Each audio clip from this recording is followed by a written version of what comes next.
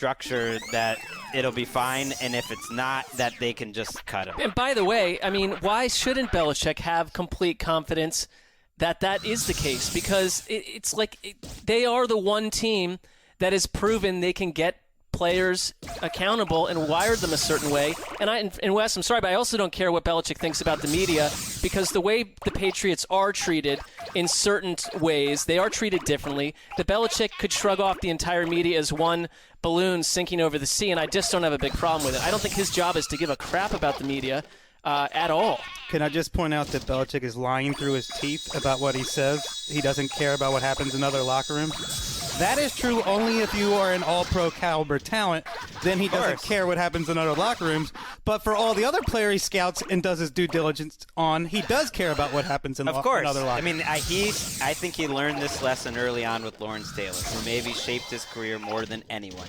If there was a guy who broke more team rules and norms of what you would expect your player to do in terms of professionalism, it was Lawrence Taylor. And you know what? They bent over backwards to basically allow his drug abuse, try to work with him, because they believed in him as a player. Bill Jackson. That's just the reality. His teammates loved him. They liked him. They liked the person too. I mean, it was tricky, but Lawrence Taylor wasn't just simply the football player; it was the person. Right. I mean, the idea of that you have different rules for different players, especially exceptional players. The idea that that's not true on every team is ridiculous. Phil Jackson, during his time with the Bulls, I just read this the other day.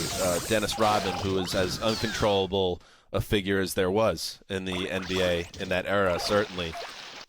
He had different rules for Rodman, for different personalities, to the point where he would be fine with Dennis Rodman going to Vegas and going on an all-night bender during the NBA Finals. Just make sure you're back here for the game, because he thought in Dennis Rodman's mindset that would make him a better player. And the fear, because that's the worst thing about this for me, that the Patriots are going to get better, is that Belichick intrinsically understands this.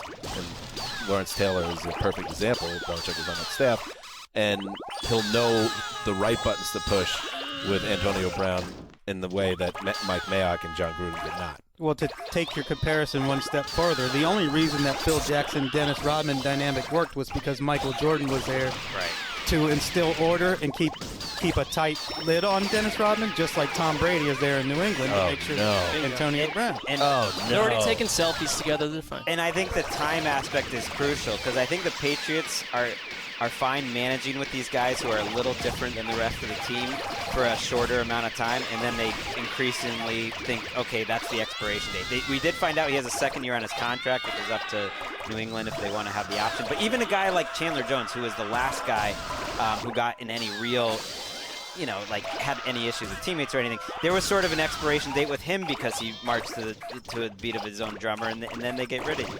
All right, that's what's happening in the news. All right, before we turn all our energy toward Week 2 and beyond, let's take one more look back at Week 1 with a little buy, hold, sell. Or is it buy, sell, hold?